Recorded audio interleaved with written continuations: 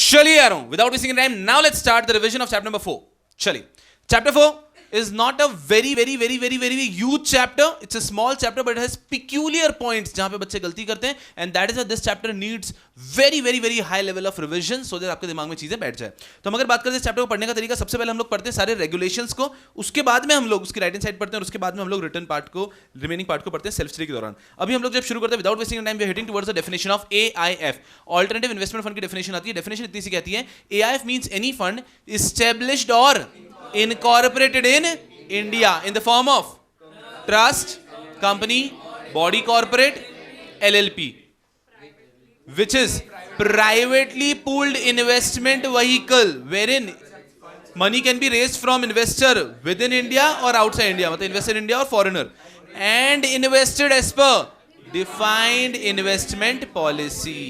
Are we understanding? ठीक है. इसके बाद में अगर देखते हो तो यहाँ पे खत्म होती है for the benefits of the investor, and which does not include mutual fund regulation, which is not covered under SEBI mutual fund regulation, SEBI CIS regulation or any such fund regulation of SEBI, and specifically exclude certain points जैसे कि family trust, ESOP trust, employee welfare trust, gratuity trust, holding company, other SPVs including securitization trust, funds managed by securitization company or reconstruction company, and any such pool which has their own regulation. इन सब points में common चीज है कि इनका अपना अपना regulation होता है. फैमिली ट्रस्ट जो है वो कंपनीज एक्ट में डिफाइंड है. ईसॉप ट्रस्ट के लिए सेबी का share based employee benefit regulation है. एम्प्लॉय वेलफेयर ट्रस्ट है, ग्रेच्युटी ट्रस्ट है, उनका अपना रेगुलेशन है. होल्डिंग कंपनी कंपनीज एक्ट में है. कोई और एसपीवी लाइक सिक्योरिटाइजेशन ट्रस्ट, उनका अपना रेगुलेशन है. And funds manage by securitisation company और रिकंस्ट्रक्शन कंपनी, उनका अपना लॉ है अंडर सारफेसी. तो कहने का मतलब है इन सबका अपना अपना लॉ है. तो जिसका खुद का लॉ है उसको ऑल्टरनेट पे आने की जरूरत क्यों पड़ेगी? जिसका खुद का घर है वो एआईएफ में कभी नहीं आएगा. तो ऑल्टरनेटिव इन्वेस्टमेंट फंड की एक डेफिनेशन दी है, फिर उन्होंने एक्सप्रेसली एक्सक्लूड किया कि ये सब लोग एआईएफ में कवर नहीं होते. Easy PG, right. उसके बाद हम लोग आगे बढ़ते हैं. कॉर्पस. कॉर्पस मतलब सिंपली जैसे कि कैपिटल कहते हैं amount of fund committed by investor, that is known as corpus. कि जो लोगों से पैसा कलेक्ट किया है दैट इज कॉर्पस. उसके बाद में आता है डेट फंड. डेट फंड हम आगे बढ़ते हैं. हेज फंड कैटेगरी 3 के अंदर हम लोग पढ़ते हैं. एआईएफ है जो कि डाइवर्स कॉम्प्लेक्स स्ट्रेटजीज करता है, स्ट्रक्चर्स में लगाता है. फिर हम लोग आते हैं यहां पे पढ़ते हैं accredited investors. Accredited investor refers to an investor which has got accreditation from an accreditation agency. वापस एक बार, accredited investor refers to an investor which has received a certificate of accreditation from an accreditation agency, and who, if he is an individual, HUF, family trust or a sole proprietor, has an annual income of 2 crore or he has a net worth of 7.5 crore, out of which 50%, that is 3.75 crore, is in financial assets, or whose net income is 1 crore and whose net worth is 5 crore, out of which 2.5 crore is in financial asset. Logic समझ रहे हैं ना? 2 करोड़ की income है, आप आ जाओ. 5 करोड़ या 7.5 करोड़ उससे ज्यादा नेटवर्थ है, आप आ जाओ ना. इन दोनों में नहीं बैठते. इनकम 1 करोड़ तक है और नेटवर्थ 5 करोड़, आप भी आ जाओ. तो ऐसे 3 रूट्स बने, तीनों से आप एंट्री भी ले सकते हैं और आप बन सकते हैं accredited investor. Easy PG. फिर बाकी डेफिनेशंस आती है. हमारे काम की डेफिनेशन पे हम लोग हिट करते हैं सीधा. That is of social venture. Social venture की डेफिनेशन ध्यान रखनी है. Social venture means a trust, society, company और वेंचर कैपिटल अंडरटेकिंग और LLP form with the purpose of promoting social welfare और सॉल्विंग सोशल प्रॉब्लम और प्रोवाइडिंग सोशल बेनिफिट्स. अभी यहां तक ही याद रखना है सबसे पहले कि सोशल वेंचर फंड है वो किसी भी फॉर्म में हो सकता है. वो हो सकता है ट्रस्ट के फॉर्म में, सोसाइटी के फॉर्म में, कंपनी के फॉर्म में, वेंचर कैपिटल टेकिंग फॉर्म में, LLP के फॉर्म में. जिसका पर्पस क्या है? कुछ भी अच्छा करना, सोशल वेलफेयर को प्रमोट करना, सॉल्विंग सोशल प्रॉब्लम और प्रोवाइडिंग सोशल बेनिफिट. अरे सोशल सोशल सोशल तो कॉमन है ना. सोशल वेलफेयर करेंगे, सोशल प्रॉब्लम्स को सॉल्व करेंगे, सोशल बेनिफिट्स प्रोवाइड करेंगे. Promoting social welfare, solving social problems, providing social benefits. तीनों में एक पी भी है और तीनों में सोशल भी है. Promoting social welfare, problem, solving social problem और लास्ट में प्रोवाइडिंग सोशल बेनिफिट्स. ठीक है, तो समझ में आ रहा है? ठीक है. हर एक जगह सोशल भी, हर एक जगह पी भी है, ए भी. एंड इट इंक्लूड्स, ये इंक्लूड करेगा कोई भी चैरिटेबल ट्रस्ट है जो चैरिटी कमिश्नर के साथ में रजिस्टर्ड है, कोई भी सोसाइटी है जो भी चैरिटेबल पर्पस के लिए रजिस्टर्ड है, और कोई भी सेक्शन 8 कंपनी या माइक्रो फाइनेंस इंस्टीट्यूशन है. ये सब जो चैरिटेबल पर्पस के लिए होता है. तो कोई भी चैरिटेबल ट्रस्ट है, चैरिटेबल सोसाइटी है, कंपनी है मतलब सेक्शन 8 कंपनी है, और last is if it all there is a micro finance institutions. ये सबको इंक्लूड करता है social venture. Micro finance institution का मतलब ये मत समझना कि लोग पैसा वैसा कमा रहे हैं. इनका मेन पर्पस जैसे कि ठेला लगाते हैं जो लोग, फूड कार्ट वगैरह, उनको स्मॉल अमाउंट ऑफ लोन चाहिए होता है 25,000 रुपए, जिससे वो बिजनेस कर सकते हैं। जैसे माइक्रो फाइनेंस देने वाले लोग होते हैं, इनका main purpose is not earning money, ये लोग अनसिक्योर्ड लोन देते हैं और उन लोगों को, ताकि वो लोग बिजनेस कर सके। तो main purpose is social welfare only, ऐसा। चले, तो ये हो गया सोशल वेंचर, बाकी सब तो लड्डू लड्डू हैं। और उसके बाद में सीधा हमारा आता है venture capital undertaking. Venture capital undertaking का मतलब स्टार्टअप दिमाग में बैठना चाहिए, किसी छोटी कंपनी को हम पैसा लगा रहे हैं। Venture capital undertaking means a domestic company which is not listed, unlisted होनी चाहिए on a recognized stock exchange in India at the time of making investment. ठीक है, venture capital undertaking refers to a company which is not listed at the time of making an investment, which is engaged in the business for providing services, production, manufacturing of article or thing, and does not include the following activities. तो अभी आगे का छोड़ दो, does not include. सबसे पहले यहाँ तक का पहले क्लियर होना चाहिए। वेंचर कैपिटल अंडरटेकिंग मतलब एक ऐसी डोमेस्टिक कंपनी जो कि लिस्टेड नहीं है, और वो इंगेज है या तो प्रोवाइडिंग सर्विस या प्रोडक्शन और मैन्युफैक्चरिंग ऑफ आर्टिकल, या तो सर्विसेज देती है या आर्टिकल का मैन्युफैक्चर प्रोडक्शन करती है। Are we understanding? तो एक ऐसी कंपनी जो भारत में है, लिस्टेड नहीं है, which is either providing services और manufacturing producing articles, but it does not include. इन सब को आप कभी भी ये नहीं बोलेंगे कि ये वेंचर कैपिटल अंडरटेकिंग है। क्या? पहला एनबीएफसी, गोल्ड फाइनेंसिंग एक्ट, ये दो चीजें ध्यान रखना एक्सप्रेसली, एनबीएफसी, गोल्ड फाइनेंसिंग। और उसके बाद में आता है कि कोई भी एक्टिविटीज जो इंडस्ट्रियल पॉलिसी के हिसाब से हमारी परमिटेड नहीं है, और कोई भी एक्टिविटी जो सेबी ने एक्सप्रेसली कह दिया परमिटेड नहीं है। तो सेबी ने जो परमिट कर दिया है, परमिट नहीं कर रहा है वो एक्टिविटीज, इंडस्ट्रियल पॉलिसी ने परमिट नहीं किया वो एक्टिविटीज, ये दो, इसके अलावा गोल्ड फाइनेंसिंग, एनबीएफसी, ये कभी भी वेंचर कैपिटल अंडरटेकिंग नहीं हो सकती। बाकी सब वेंचर कैपिटल अंडरटेकिंग है जो भी इंडिया में बिजनेस कर रही है, अनलिस्टेड कंपनी है, या तो सर्विसेज दे रही है या फिर कोई भी प्रोडक्शन और मैन्युफैक्चरिंग कर रही है। इतना बड़ा स्कोप दिया इन्होंने वेंचर कैपिटल अंडरटेकिंग का। अरे हमारे आसपास के सारे बिजनेस वेंचर कैपिटल अंडरटेकिंग में आ जाएंगे। Are you understanding? Yes, but it has to be domestic company. फिर हम लोग आते हैं कैटेगरीज ऑफ एआईएफ। ये हम नहीं पढ़ते हैं। क्यों नहीं पढ़ते हैं? क्योंकि ये सिर्फ इनका ब्रॉड ओवरव्यू देते हैं और वही चीज़ हम आगे डिटेल में पढ़ते हैं। बट हम एक बार ओवरव्यू देखते हैं तो भी क्या है।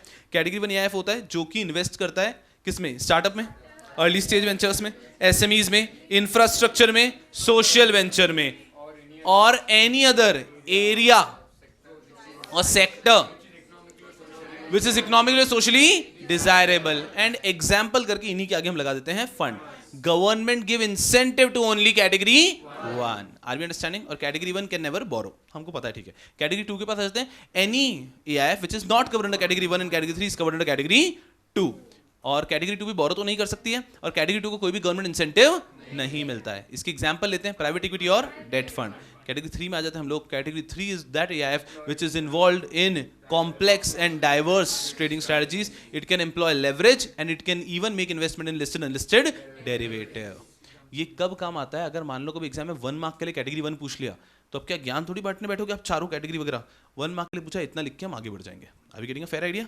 तो कभी हो सकता है एग्जाम में ये भी काम आ जाए। और सिर्फ गवर्नमेंट इंसेंटिव मिलता है 1 को, ना 2 को मिलता है, ना 3 को मिलता है। अच्छा,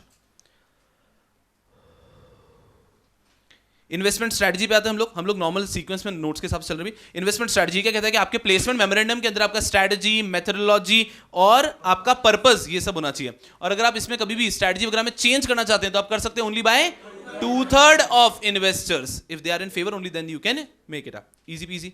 उसका मतलब इन्वेस्टमेंट इन एआईएफ। यस, अभी ध्यान से पढ़ना है, इन्वेस्टमेंट इन एआईएफ।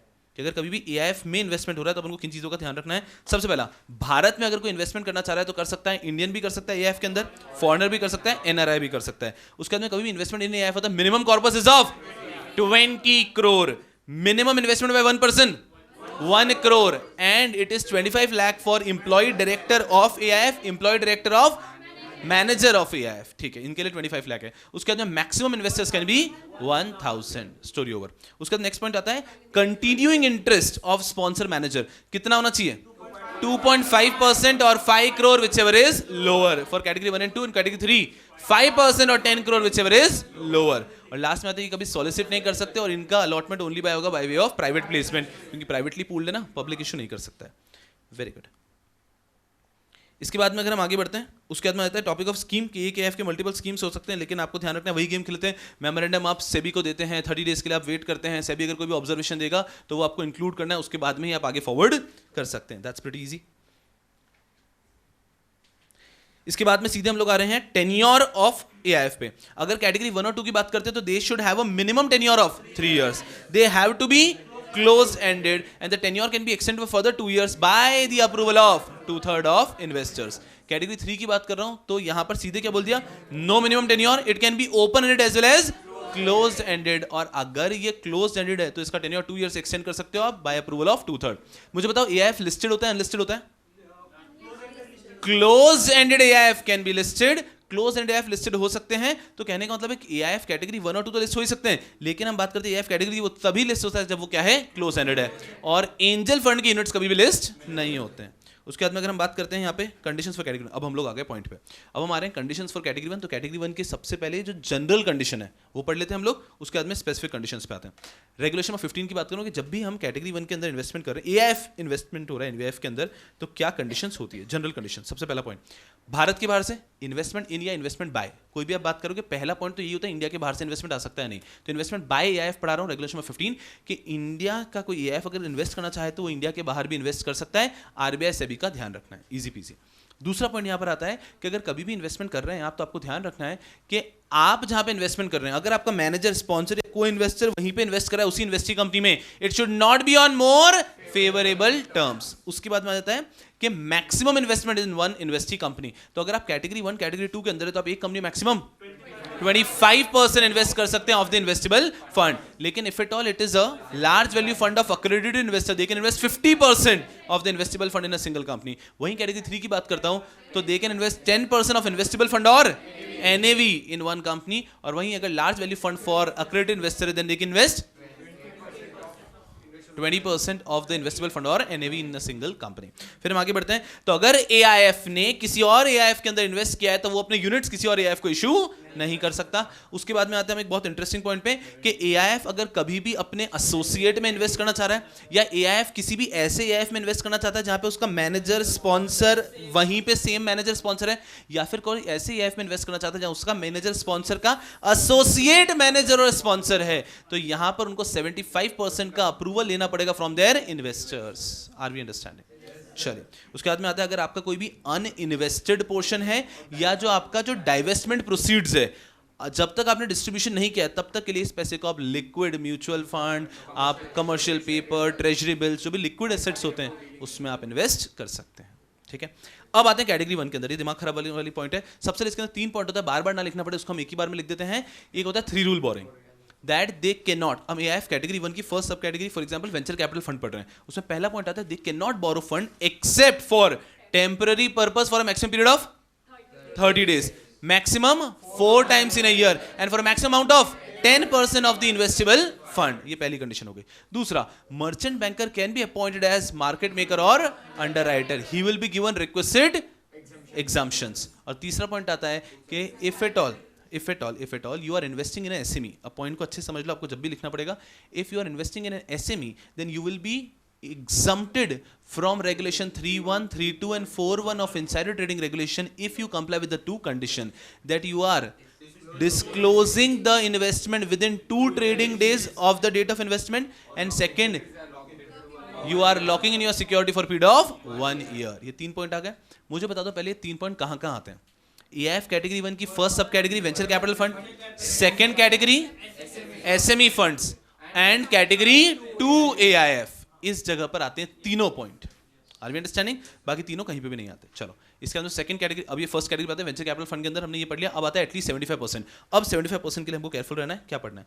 सबसे पहले वाले पॉइंट के अंदर 2 ही पॉइंट है कि आपका at least 75% of the investable fund has to be invested wherein unlisted equity और लिक्विड और equity linked instruments of venture capital undertaking, और you can invest in any security of a company which is listed on proposed to be listed on SME exchange or SME platform of any exchange. फिर हम लोग आते हैं next point पे, category 1 AIF की second सब category SME. तीनों point as it is आ जाएंगे. फिर एटलीस्ट 75%, इसमें 3 पॉइंट है. अब पहला पॉइंट आ जाता है या तो अनलिस्टेड सिक्योरिटी और partnership interest of a venture capital taking. Second same security of a company listed on SME और proposed to be listed on SME exchange और SME platform of an existing exchange. Okay, and last आ गया SME. आप किसी ऐसी SME के अंदर जो कि लिस्टेड नहीं है, यहाँ पे भी आप इन्वेस्ट कर सकते हो, आपका नाम ही एसएमई फंड है ना. ठीक है, ये 3 पॉइंट हुए. ये हुआ हमारा सबसे पहला कैटेगरी 1 कैटेगरी 2। फिर कैटेगरी 3 आता है अपना सोशल वेंचर फंड। इसका 75% वाली लिमिट बहुत ईजी है। क्या यहाँ पे 3 पॉइंट्स आते हैं? नहीं, यहाँ पे सिर्फ एक पॉइंट आता है, यू कैन नॉट बोरो। अब ये यू कैन नॉट बोरो वाला पॉइंट चलता है कैटेगरी 2 तक, सब जगह आता है। यहाँ पर भी आएगा, 4th सब कैटेगरी में आएगा और कैटेगरी 2 में भी आएगा, you can not borrow because only who can borrow category 3। तो ये जो 3 रूल बोरेंगे वो सब तरफ चलता रहता है। चलो अब इसके बाद में हम आगे बात करते हैं इसकी। तो यहाँ पे इन्वेस्ट कहाँ कर सकते हैं? 75% इन्वेस्ट कर सकते हैं इन व्हाट? कैटेगरी 3 की फर्स्ट कैटेगरी, 3rd सब कैटेगरी की बात करो। At least 75% of investable fund can be invested in unlisted security और partnership interest of social venture fund, क्योंकि आपका नाम ही सोशल वेंचर फंड है। ठीक है, अब इसका मतलब यू कैन एक्सेप्ट ग्रांट और you can also give grant. अगर आप ग्रांट दे रहे हैं तो उसका आपको कंप्लीट डिस्क्लोजर देना है। अगर आप एक्सेप्ट करें तो कम से कम 25 लाख का एक्सेप्ट करेंगे, और ये 25 लाख की लिमिट अप्लाई नहीं करती अक्रेडिटेड इन्वेस्टर के ऊपर। और जो लोगों ने ग्रांट दिया है, no profit will accrue to them, मतलब कल को वो प्रॉफिट का शेयर मांगने नहीं आ सकते। Are we understanding? And they generally are okay with a muted return, they receive muted return. Muted return का मतलब होता है very low return, low than market return. Are we understanding? चलो इसके बाद में सबसे डिफिकल्ट है याद रखने के लिए इंफ्रास्ट्रक्चर फंड। इंफ्रास्ट्रक्चर के अंदर ये पॉइंट याद है, सबसे पहले तो दे कैन नॉट बोरो तो आ ही गया। उसके बाद में एक पॉइंट ध्यान रखना है कि कहीं भी आप लगाओगे पैसा, वो पैसा इवेंचुअली कहां पे जाएगा? Which is engaged in operating, developing, holding infrastructure project, finally वहीं जाने वाला है। लेकिन अब रूट्स कितने कितने हैं? पहला unlisted security, units, partnership interest of a venture capital taking, any investee company, any SPV, any category 2 AIF, any securitized debt instrument, any listed debt instrument, वापस वही का वही वहां पर आ जाएगा, which is engaged in operating, developing, holding infrastructure project. Are we understanding? चलिए, I'll tell you very frankly ना, even if I go and write the examination ना, एक दो वर्ड इधर उधर हो जाते हैं, लेकिन आपने कोशिश तो ये करनी कि परफेक्ट लिखो। फिर एक दो वर्ड इधर उधर हो जाएंगे, दैट इज ओके, बट आपकी कोशिश परफेक्शन की तरफ ही होनी चाहिए। बिकॉज अगर आपने एक्सेप्ट कर लिया कि एक दो वर्ड इधर उधर चलेगा, तो आपके 25 वर्ड इधर उधर हो जाएंगे। तो कोशिश ही करो। एट द एंड गेम हमेशा होता है कि आपका answer should be way better, as close as the perfect answer, model answer, and way better than everyone else's. तो आपको ध्यान रखना है कि आपका आंसर की क्वालिटी वैसी रहे। तो कोशिश यही करो कि एक भी पॉइंट गलत होता है उसको रिवीजन में ध्यान रखो, ये पॉइंट मैंने गलत बोला। ये क्या कैटेगरी 1 के सब कैटेगरीज। अब आता है कैटेगरी 2 एंड 3। 2 ईजी है, 3 डिफिकल्ट होता है याद रखने के लिए। 2 के ऊपर आता हूं मैं। Yes, category 2 3 point as it is आ जाते हैं हमारे। उसके बाद में आता है invest primarily in unlisted security. ध्यान रखना है एटलीस्ट 75% का गेम कैटेगरी 1 की सब कैटेगरीज के लिए। यहां पर ऐसा कुछ नहीं, यहां पे invest primarily in unlisted security स्कोरी over and they may engage in hedging. ये हेजिंग कर सकते हैं, कैटेगरी 2 में लिखा है। सर क्या कैटेगरी 3 हेजिंग कर सकते हैं? यस, लेकिन ये लिखने की आवश्यकता नहीं है ऐसा, क्योंकि पॉइंट्स में लिखा नहीं, बट प्रैक्टिकली वो हेजिंग कर सकते हैं। अब आता है कैटेगरी 3 का, ये है जो आप 100% गलत करोगे एग्जाम में। ध्यान रखना है, क्योंकि वही मैंने कहा एनर्जी वहां पे इतनी खत्म हो जाती है कि स्टूडेंट्स को जनरली याद नहीं रहता। तो कैटेगरी 3 एफ के अंदर ध्यान रखना है, they invest in listed unlisted investee company, मतलब कहीं भी इन्वेस्ट कर सकते हो। दूसरा, you can invest in derivative, units of other AIF, कहीं भी इन्वेस्ट करो। एंड लास्ट आता है डाइवर्स कॉम्प्लेक्स स्ट्रक्चर और products. Simple, diverse complex structure product. 4 point. अब देखो, सबसे पहले कहीं भी इन्वेस्ट कर सकते हैं, listed unlisted security of investing company. दूसरा, डेरिवेटिव में कर सकते हैं। तीसरा, एनी अदर एआईएफ में आप कर सकते हो। और चौथा आता है डाइवर्स कॉम्प्लेक्स स्ट्रक्चर और प्रोडक्ट। समझ लो, प्रैक्टिकली आपको चारों पॉइंट पता है। देखो, डेरिवेटिव आपको इंट्रोडक्शन में पता था, and diverse complex product structure ये इंट्रोडक्शन में पता था। दे can invest in any other AIF, ये भी हमको पता है कि कौन सा एआईएफ कहाँ इन्वेस्ट कर सकता है। And they can invest in listed unlisted investing company, ये भी हमको पता है कहीं भी इन्वेस्ट कर सकता है प्रैक्टिकली। बस ये है कि उस टाइम पे दिमाग में क्लिक होना चाहिए पॉइंट कि हाँ कैटेगरी 3 कहाँ इन्वेस्ट कर सकता है। तो यही 4 पॉइंट्स यहाँ पे लिखने हैं। Are we understanding? बाकी चारों पॉइंट्स आपको पता होंगे। उसके बाद में आ जाता है they are allowed to deal in goods also which you received in settlement in commodity derivative. फिर they are allowed to employ leverage, but उनको ध्यान रखना है लिमिट में करें, एज पर बोर्ड ने जो दिया हुआ है, इन्वेस्टर की कंसेंट के साथ करें और सारा का सारा डिस्क्लोजर करें। And that is all about category 3। The most focus is going to be in the red part. वो सही लिख दिया तो वैसे भी एग्जामिनर वहीं पे हमारा फैन हो जाता है। यहां तक हम लोग कैटेगरी 3 पढ़ लेते हैं, ये सब खत्म होता है। उसके बाद में कौन सा एआईएफ कौन सी कैटेगरी में इन्वेस्ट कर सकता है। Category 1 AIF can invest in category 1 AIF of the same sub category. Category 1 AIF can invest in category 2 AIF. Category 2 AIF can invest in category 1 any category 1 AIF and invest in category 2 AIF. Category 3 AIF can invest anywhere, no provision there, कोई restriction ही नहीं। चलिए, life आसान चल रही है यहां तक भी। उसके बाद में अगर हम आगे बात करते हैं फिर आता है हमारा एंजल, इधर आ जाओ सब लोग। तो अगर हम बात करते हैं एंजल फंड के बारे में, तो एंजल फंड कौन होता है? Angel fund refers to fund which collects money from angel investor and invest as per chapter 3A। खत्म बात। अब एंजल इन्वेस्टर कौन होता है? Angel investor refers to an investor which is investing in angel fund and who first, if he is an individual, then he has a net tangible asset of 2 crore excluding the value of the principal residence, and he is complying with one of the following condition. First condition, he has early stage investment experience, he is a serial entrepreneur, or he is holding a professional management ka position for a period of at least 10 years. If he is an individual, if he is a body corporate, he needs to have a net worth of story over. And if he is, last point is, if he is an AIF registered under the AIF regulation or the prior venture capital fund regulation, then also he is an angel investor. तो ये सब point में जो cover होते हैं वो होते हैं एंजल इन्वेस्टर। इसके बाद मतलब investment in angel fund and investment by angel fund. Investment in बहुत आसान है, 3 पॉइंट पता होना चाहिए। मिनिमम कॉर्पस नॉर्मल एआईएफ के लिए 20 करोड़ होता होगा, एंजल के लिए 5 है। मिनिमम टेन्योर 5 ईयर है, वहां पे 3 ईयर होता है। I am sorry, maximum tenure 5 year है, वहां पे मिनिमम टेन्योर 3 ईयर होता है। यहां पे लास्ट आ जाता है आपका पॉइंट, मिनिमम इन्वेस्टमेंट वहां पे 1 करोड़ होता है, यहां पे 25 lakh is for everyone. Easy peasy. Next difficult point है इन्वेस्टमेंट बाय एंजल फंड। जब एंजल फंड इन्वेस्ट करता है वो कहां कर सकता है? पहला पॉइंट स्टार्टअप, बट वो स्टार्टअप ये दोनों जैसा नहीं होना चाहिए। कैसा? पहला point, that startup should not be promoted, sponsored और related to an industrial group जिसका group turnover is exceeding 300 CR। हमारा स्टार्टअप ऐसे ग्रुप से प्रमोटेड रिलेटेड नहीं होना चाहिए जिस ग्रुप का टर्नओवर 300 करोड़ से ज्यादा है। दूसरा, हमारा जो स्टार्टअप है it should not have any family connection with any of the angel investor. किसी भी एंजल इन्वेस्टर के साथ में फैमिली कनेक्शन नहीं होना चाहिए। फैमिली कनेक्शन क्या होता है वो अलग अपन ने पूरा डिस्कशन किया। फिर छोटी मोटी दूसरी चीजें पे पहले डिस्कस कर लेते हैं, फिर फैमिली कनेक्शन पे आएंगे कि मैक्सिमम इन्वेस्टमेंट इन वन कंपनी कितना कर सकते हैं। अमाउंट का भी रेस्ट्रिक्शन है, परसेंटेज का भी रेस्ट्रिक्शन है कि मैक्सिमम एक कंपनी में कर सकते हैं अमाउंट कितना 10 करोड़ और परसेंटेज कितना 25% ऑफ टोटल इन्वेस्टमेंट का 25%। वहां पे इन्वेस्टेबल फंड का गेम होता है, ठीक है। और सर मिनिमम कितना कर सकते हैं? इसमें सिर्फ रेस्ट्रिक्शन है अमाउंट का 25 लाख, यहाँ पे परसेंटेज का कोई रेस्ट्रिक्शन नहीं है। फिर आता है लॉक इन रहेगा एंजल फंड पे हमेशा 1 ईयर का। और last point that angel fund shall not invest in associates. वो लोग एसोसिएट में इन्वेस्ट कर सकते हैं अप्रूवल लेके। Are we understanding? चलो अब हम बात कर देंगे अब फैमिली कनेक्शन जहां पर है। If an angel fund want to invest in a startup, it cannot invest in a startup which startup has family connection with any angel investor. If a startup has family connection with any angel investor, उसके यहाँ उस startup में आप invest नहीं कर सकते। What do you mean by family connection is explained here. अगर आप individual हैं तो family connection का मतलब क्या हो जाएगा? अगर आप individual हैं तो कोई भी ऐसा startup जिसमें वो individual या उसका relative क्या है? प्रमोटर है, या कोई भी ऐसा स्टार्टअप जहां पे वो इंडिविजुअल रिलेटिव क्या है? डायरेक्टर है, या कोई भी ऐसा स्टार्टअप जहां पे वो इंडिविजुअल है उसका रिलेटिव क्या रखता है? वोटिंग राइट या कंट्रोल रखता है 15% का, तो वो फैमिली कनेक्शन होगा अगर आप इंडिविजुअल हैं।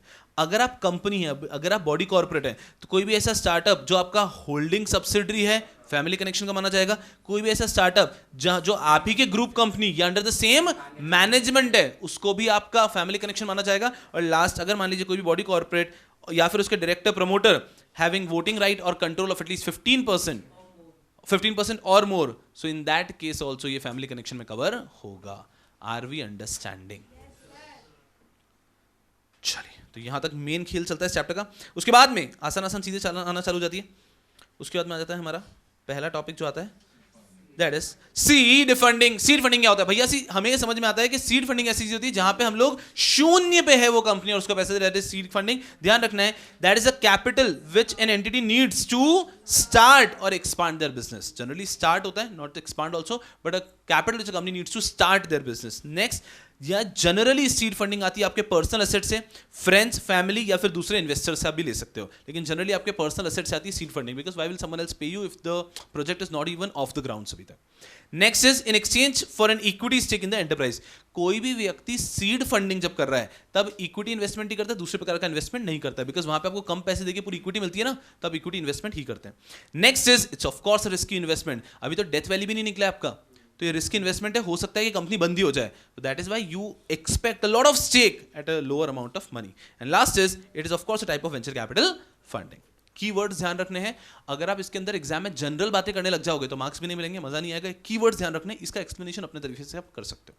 उसके बाद में आता है प्राइवेट इक्विटी। क्या पॉइंट सबसे पहले, it is a type of finance जिसके अंदर we invest in an asset which is not publicly traded. We invest in illiquid assets.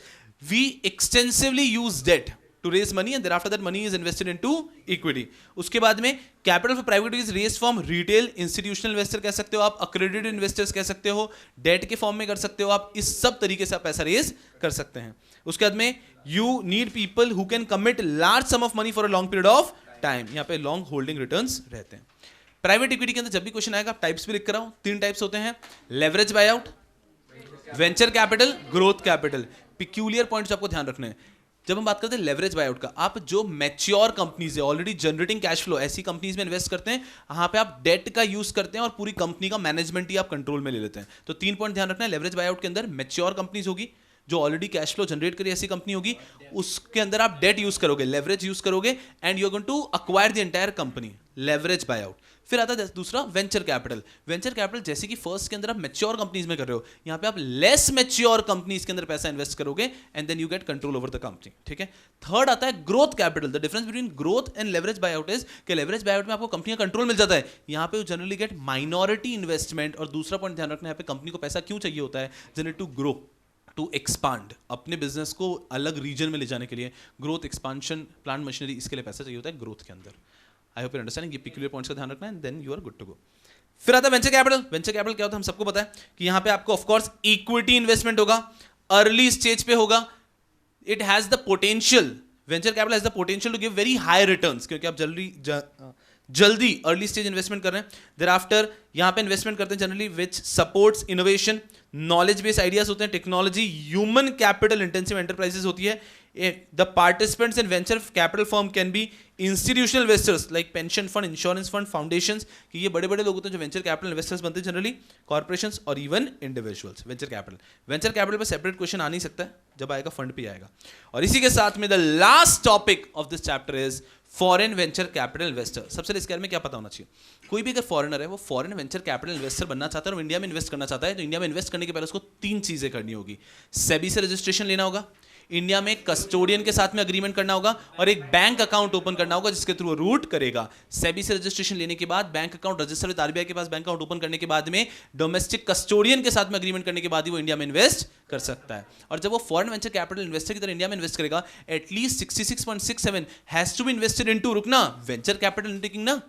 अगर मैं फॉरेन वेंचर कैपिटल इन्वेस्टर हूं तो at least 66.67 has to invest into venture capital undertaking. So the line here written is simple, unlisted equity और equity linked instrument of a venture capital undertaking. अब जो remaining बचा है that is maximum 33.33 that you can invest in IPO, equity IPOs of a company which is propose to be listed. Second, in debt securities of a company जिसका equity are already holding. Third, preferential allotment wherein you will be undergoing a lock-in of 1 year, or any SPV under register under foreign venture capital investor regulation, जो इन्हीं के promotion के लिए बनी है। यहाँ पे आप remaining 33.33 डाल सकते हो, and that is all about this chapter. Are we understanding?